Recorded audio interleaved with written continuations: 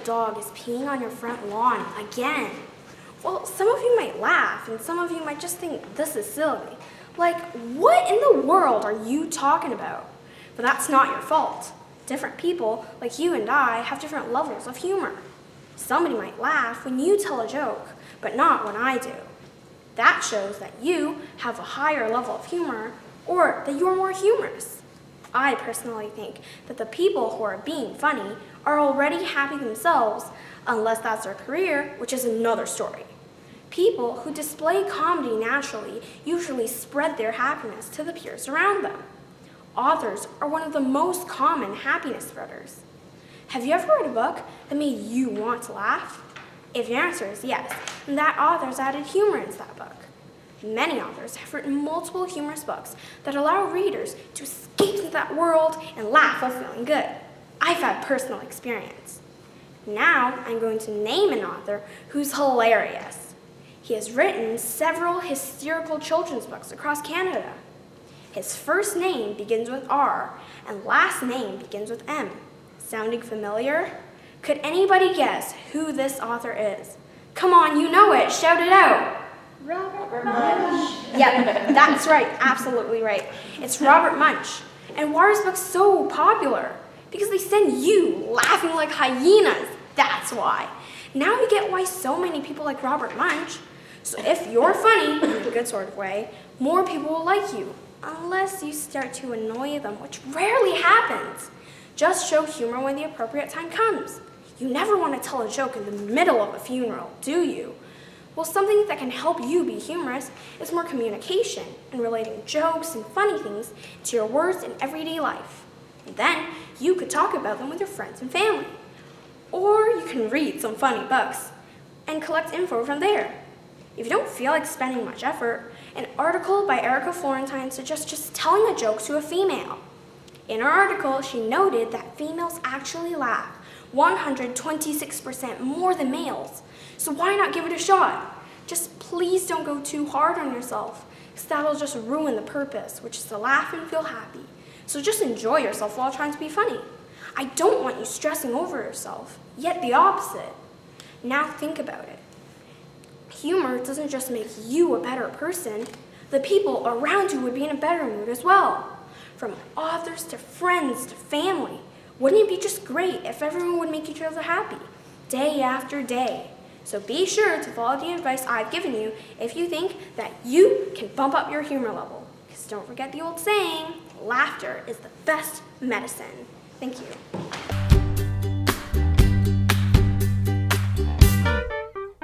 Deoxyribonucleic acid, but you probably heard it called DNA. DNA is a molecule in which a bunch of atoms are stuck together. DNA is like a recipe book. It holds the instructions for making all the proteins in our bodies. So follow along the journey of humans and what makes each and every one of us different. Now I'll explain to you the structure of DNA. DNA structure has a two-stranded molecule which is shaped like a unique twisted ladder. This shape is called a double helix. Now this is how that ladder is built.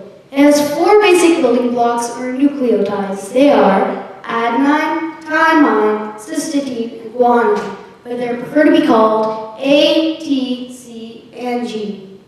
The main base of the double helix is made up of a chemical called phosphate. DNA has a key part in making amino acids. Amino acids are a bunch of acids in our bodies which contain the elements carbon, nitrogen, and hydrogen. Without these three chemicals in your body, you will have zero protein. This results with poor and/or zero muscle function. RNA is a partial copy of DNA. It looks like if it were cut in half. Both the RNA and the DNA rest in the nucleus or center of a cell. RNA is smaller than DNA. That is because it needs to fit through the pores of the cell so it can then enter a ribosome. A ribosome is a molecule that reads the messenger RNA and prints out the protein like a printer does. And that's how we have millions of proteins in our bodies being made every minute. The way life is made from DNA is very complicated, but I've simplified it for better understanding. DNA makes amino acids make protein make living cells make tissue make organs, and organs make living organisms like you, me, and all living things. So, to answer the initial question, what is DNA? DNA is a set of blueprints to build living organisms. So now I hope you learned a little bit about the thing inside you that helped to create you.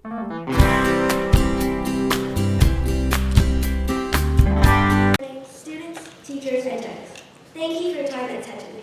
My name is Victoria, and once upon a time, Walt Disney stated, if you can dream it, you can do it. And I believe that if we all dream, we can fix a problem that we face now and in the future. Poverty, one of the world's biggest problems. Studies show that more than half of the world is facing poverty while we are here enjoying our lives. In order to make an effective impact, we must first understand it fully. Poverty happens all around the world, and most of it takes place in Africa. Imagine a place where you cannot afford any proper food or clothing. Now picture that horrible place turning to reality all around us. What would you do? The word poverty is not only a deprivation of economic or material resources, but a violation of human dignity, was once said by the High Commissioner for Human Rights. Research shows that an estimated 3 billion people suffer from what poverty causes. Poverty has taken many lives, and we are doing nothing to stand in its way. Or at least, not enough of us. That means the 3 billion people who suffer these most basic requirements are in pain from our actions. Some of our choices may be McDonald's or Subway, while people who are conflicted by poverty are deciding whether to go to a doctor or renew their passport. If you haven't realized before, have you noticed how lucky we are to have cars, beds, phones, and many other things all around us? Nearly 1 billion people entered the 21st century, unable to read a book, sign their name, or go to school. And nearly all of them don't have a house maybe bigger than your room. People aren't just getting hurt from poverty. They are in agony. I admire the positivity that poverty victims show. Looking at the limited supply of basic needs, they never complain. Think about it. When have you complained about not liking your food, not cleaning your room, or even not enough clothing? Now think how someone who is affected by poverty, would their life be full of complaints, or would it be loaded with hope?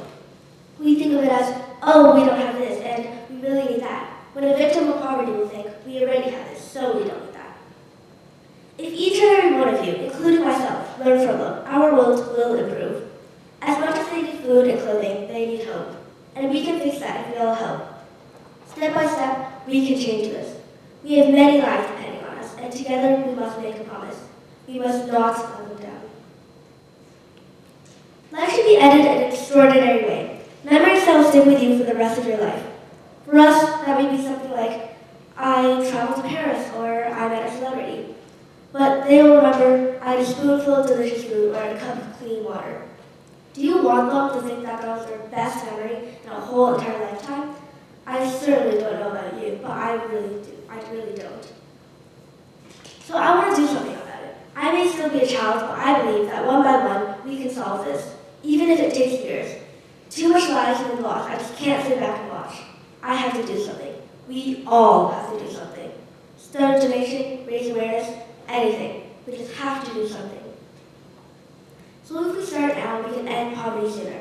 So join me on my mission to make the world a better place. I can only do so much to play my part and try my best. With that being said, thank you for listening. You have your part to play in the world. And frequently ask yourself, do you have a dream?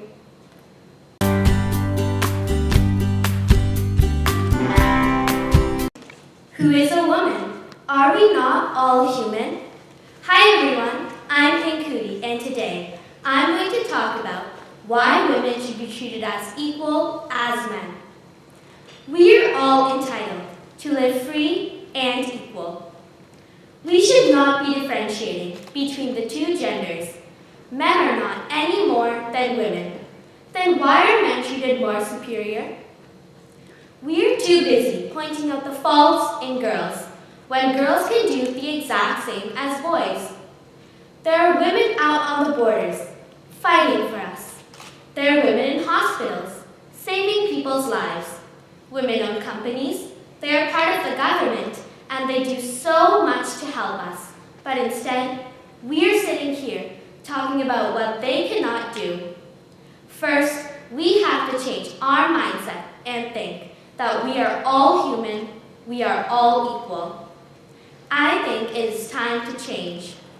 Everything is made to look like girls are weak and they need more, but it is not true. We all should let go of the past and change what has been going on for years. Did you know that in Canada, shampoo would be an extra $1 for any woman who buys it when the shampoo is made with the exact same ingredients for men and women? It only says women's shampoo on the bottle, which makes it more expensive. A pink razor is more expensive than a blue one when they are both the exact same product. The only difference is in the color. In the March 2018 Maclean's edition on equal pay, they stated that in Canada, most women are getting paid less than their male colleagues for the exact same job, technique, and hours. There are Ontario provincial police workers that are not getting equal pay just because they're women. In most companies, men are getting paid more than women for the exact same job. This is happening everywhere, but it has to stop now. Did you know that equality makes a better economy? The Minister of Finance, Mr. Bill Moreau, recently said that when women entered the workforce about 40 years ago, Canada's economy grew by 1/3. Adding equal pay would boost the economy, as more pay means more spending, which means more taxes and more money for Canada. In our national anthem, there is a line. It says, "In all our sons command." That line has been there for years, but no one recognized it. Now, someone finally recognized that there are daughters too, and the line has now been changed to, "In all of us command." This is a great message from the government, but girls, we can definitely do more. We girls have to take some responsibility to fight for our rights if we want to make a change. It doesn't take much to make a change. If one person supports the difference, then we all can make a change. Let's all join our hands together to help make a change, and we all might be able to open other people's eyes, like I have hopefully done today, to show what women can really achieve. Who is a man? Who is a woman? Are we not all human? Thank you.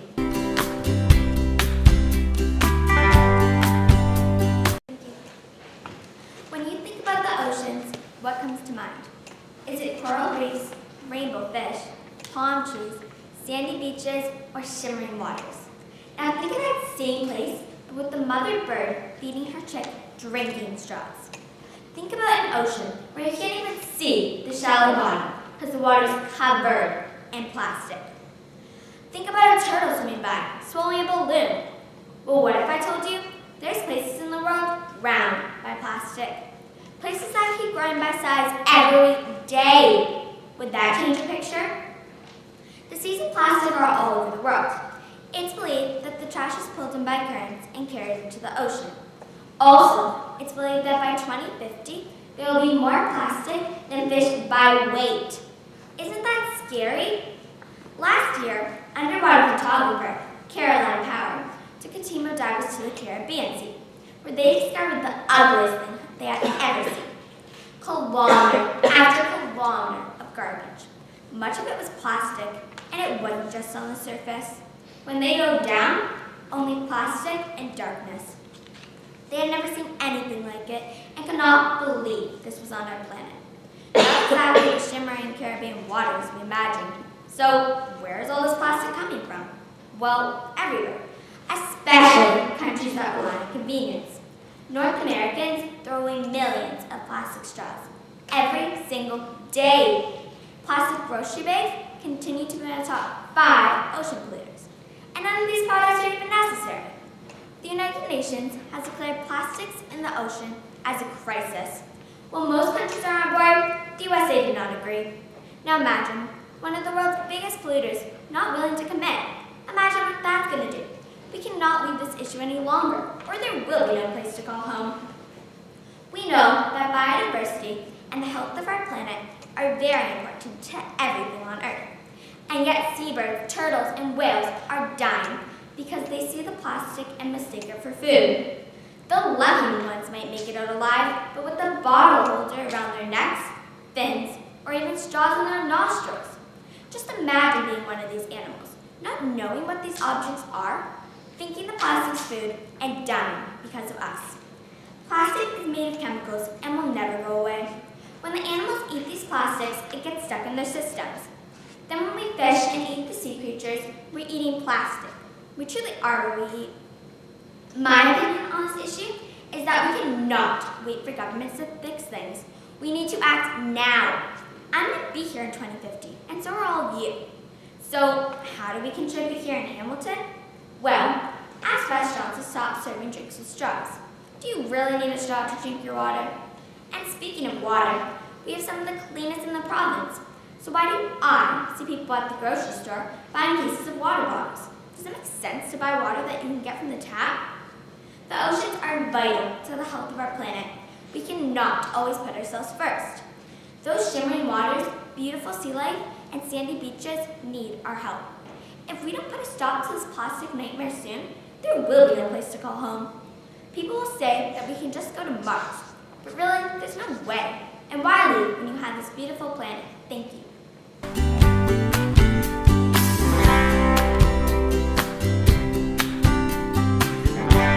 Take a moment and close your eyes. No, really. Eyes closed? Good. Now, imagine you are in a box. A large room with no people inside but you. The room has no lights, so it's pitch dark. If it helps you imagine, just think about nothing but darkness. Got that pictured? Good. Now, imagine somebody in the room with you. You can make them look like whatever you like. Boy, girl, blue eyes, green eyes, horns, whatever you can think of. Now, you might be thinking, why is she telling us to close our eyes? Why does this matter? You see, it doesn't matter how you imagine the person in your box to look like. It matters how you'll act when they're around. When I look at this audience, I can tell that some of you will probably be friendly to your person. But I can definitely say some of you may act inappropriately or try to verbally attack your person. There is one very important skill that everybody has the power to harness. Some can't because they decide not to. This skill is called self-control. Now you can open your eyes. Good. Now pay attention. For anybody who doesn't know what I'm talking about, here's a quick definition. Self-control is the ability to control your actions towards other people. The skill is born to every single person on the face of the earth. But like I said, some people harness this ability because they don't try. However, very young children get a pass for self-control because they don't know any better. However, the statement can confuse some adults. Some do believe that some children should have self-control, while others believe it's simply a matter of how a young child was raised. And in time, they will develop self-control. While these debates are quite relevant, it's true that a child's memory functions, like long-term memory and short-term memory, don't develop until they are age 3 and over. Most adults who have children under that age should be more considerate of how they discipline their children, and should forgive them more if they don't remember you telling them not to put that in their mouths. However, older children have their brains almost fully developed, which means they don't have much of a pass when it comes to self-control. Speaking of older children, range between the ages of 8 to 14, not only do parents have to deal with the self-control of their children, teachers who teach the children have to handle their behavior too. It can range from name-calling and rude comments to extremes like fistfights and aggressive behavior towards other students and staff. To deal with this, most schools enforce punishment and discipline on students who have done wrong. Most schools do well at this by showing a student who may have hurt another student emotionally how to keep their comments to themselves. However, some schools dislike children's behavior to the point where they must make children fear getting in trouble. Because if you make a child fear getting in trouble again, they most likely wouldn't do it. Duh. But scaring children doesn't help sometimes, since it would make them too afraid to stand up for themselves if something bad was to happen to them. In my point of view, this should really help kids more than scare them. Remember what I said at the beginning. To close your eyes and picture somebody inside your mind, right? I'm going to ask you to do so again. You don't have to, but it'll help me get my last point across if you do so. Now, don't open your eyes until I say so, okay? Good. Great. Picture your imaginary person. Done? Now, I'd like you to do something to them. High-five them if you'd like. Talk to them. Whatever you'd like. Just make sure it's something you'd actually do to somebody that you just met in real life. Now, I'm sorry if you really like your creation, but this starts to get aggressive. Yelling at you for something you never did, and it's making you a bit peeved. What do? Yell at them? Fight them? No. Surely not. Your person may only be yelling at you because they just got grounded at home. Your person may only be yelling at you because they just lost a family member. You've got to think of the possibilities that are happening behind the scenes, or the stuff you don't fully understand. Go ahead, try it.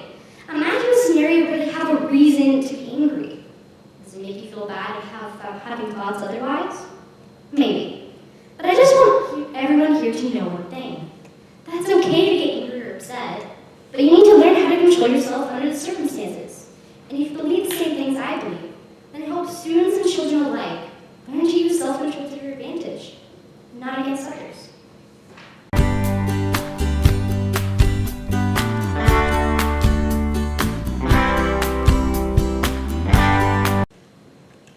Imagine, you're sliding down an ice track full of turns and bumps. You're going 125 kilometers an hour head first on a small slope. One wrong move and you could be dead. This sport is skeleton, and skeleton luge and bobsleigh are three of the most dangerous in the Olympics. Good morning, judges, teachers, and other audience members. Today I have some questions for you. Have you ever wondered what these sports are? Have you ever watched TV and wondered why anyone was crazy enough to try them? Have you ever thought to yourself and wondered why they even be allowed in the Olympics? I can answer all those questions.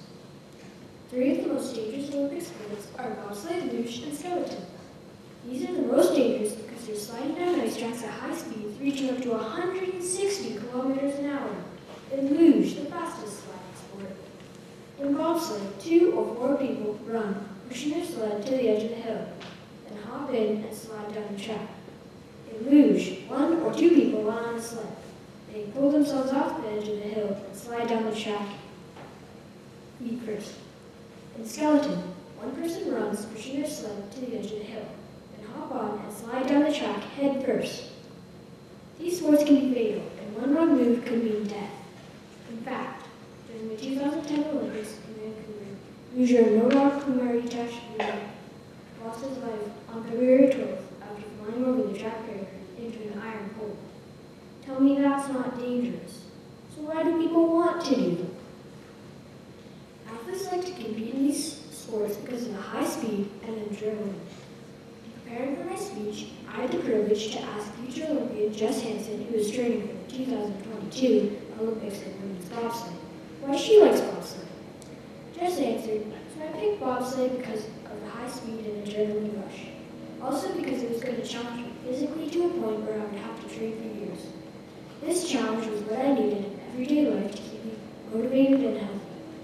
I love bobsleigh and the mental challenge that comes with being a pilot. The danger is something we think about, but only just enough to keep you focused. When you love a sport of any kind, the risks involved are something you consider before getting into it. Therefore, you know what could happen and are prepared. But at the end of the day, not worried. So I guess athletes know the risks of their sport, but they like the speed so much that the risks are just a side effect for them. Although these sports seem very dangerous, they're allowed in the Olympics because even though fatal injuries are possible, they're not very common. The most common injuries are minor bumps, bruises, and concussions. A lot of sliders bruise their arms for hitting the walls, says skeleton athlete Chris Soule. The main cause of injuries is when athletes hit the walls or bump their sled. So because fatal injuries are common, these sports are allowed in the Olympics, although concussions and back bruises still take a toll on athletes. These three sports are some of the most dangerous in the Olympics. For bobsleigh, luge, and skeleton, athletes compete for the feeling of speed. They're allowed because fatality isn't common. So would you try them? Maybe if you're a thrill seeker or a daredevil, they will never see me try those dangerous sports in the Olympics.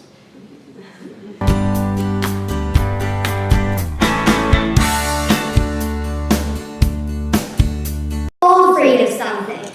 If you say that you're not afraid of anything, then you're probably afraid of the truth.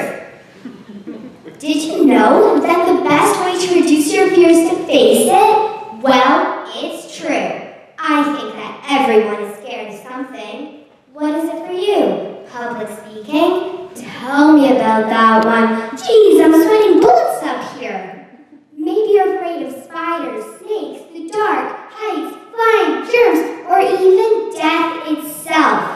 I'm telling you that facing your fears stops your fear from bossing you around. You've got to be thinking, why not just avoid the thing you fear, or run away whenever your feared situation comes up? Then you wouldn't have to face your fear at all, right?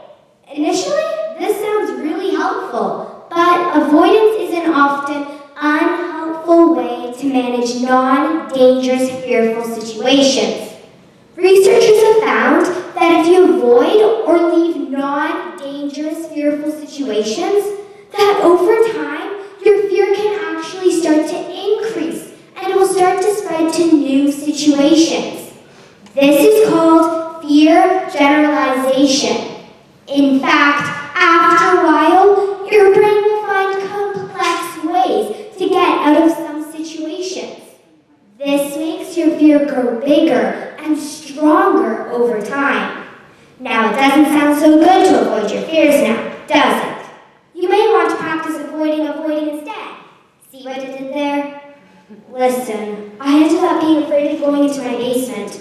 It all started when I was 7 years old. I saw a centipede there, and it was so creepy. Millions of legs, fast running. What's not to fear? I started to avoid where I saw the centipede, and after a while, I started to avoid the whole basement. My avoidance didn't help reduce my fear over time, because I was actually afraid of the whole basement, not just where I saw the centipede. My dad caught on to this problem, so he encouraged me to put my feet right where I saw the centipede. I did, but I was so scared. I said, what if there's a centipede that's close by? He said, how about you dare to feel fear for a little bit and see what happens? After a few minutes, my fear started to subside, and I wasn't nearly as afraid anymore. I went to my basement every day, and eventually, I didn't even think about my centipede fear. Usually, when you face your fear in a non-dangerous situation, it's what psychologists call in vivo exposure. Now, my dad tells me that in vivo exposure is just a fancy name that insecure psychologists started to use to mean in real life. For fears of things that you cannot do in real life, there are magical exposures where you can make up a story or retell a frightening situation over and over again. Most problems need a lot of in vivo exposure and a little bit of imaginal. Most people choose to face their fears gradually, working from the easier exposures to do all the way up to the harder exposures. Of course, you can do your most intense feared situation with great success, but most people choose the gradual route. I hope that I've given you some new ways to think about facing your fear through this speech. You might not know this, but you've helped me reduce my fear of public speaking. Thank you.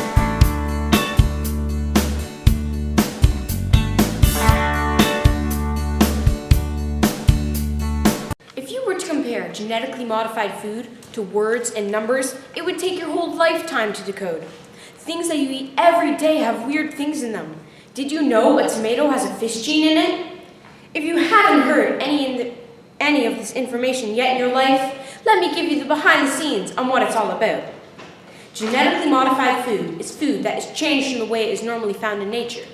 It is food from plants whose DNA has been changed because of genetic engineering. Most of the meat we eat, such as steak, is also genetically modified because the animal it came from was most likely eating genetically modified crops. After food has been genetically modified, it would be classified as a genetically modified organism, or as more commonly known, a GMO. GMOs include corn, soybeans, potatoes, papaya, squash, canola, tomatoes, and many more. GMOs hit the market in 1966. Since then, most, if not all, people have eaten GMOs. Only 3% of corn grown in 1966 was genetically modified. Now, 89% of our corn is genetically modified. From a food's point of view, getting genetically modified is probably like getting steroids. Steroids help you build up muscle because they contain an extra dose of testosterone, a male hormone. Getting genetically modified gives food extra things too, to look bigger, better, and more appealing. Some of the problems people have with genetically modified food is that they are afraid the GMO crops and the non-GMO crops will mix together and create something toxic. So, the real question is, are GMOs good or bad? Studies have shown that GMO crops have increased yield by 22%, reduced pesticide use by 37%, and increased farmer profits by 68%. Also, The #1 killer of children in the world right now is the lack of vitamin A. About 500,000 children die every year because of it. So, we have genetically modified rice to contain extra vitamin A and give children a better nutritional diet. But there are cons to GMOs. GMOs are not always tested thoroughly. The shortest GMO testing time only takes about 3 months, which compared to some GMO testing, which can take up to 15 years, is pretty short. People get nervous that it is not enough time, and there may still be some big risks. Also, GMOs could affect someone with allergies in an unpredictable way. Some studies have shown that when genetically modified corn and soy is fed to rats, they had a higher chance of getting liver and kidney problems. Even if this would not occur on a human, this still goes to show you how unpredictable GMOs can be. Well, now it's your decision. With the information I have provided you with, I hope you can choose wisely whether or not you're going to eat GMOs. Just remember, you aren't one of those children, starving, as they are in some parts of Africa. You don't need that special genetically modified food. And what might benefit them probably won't benefit you. Thank you.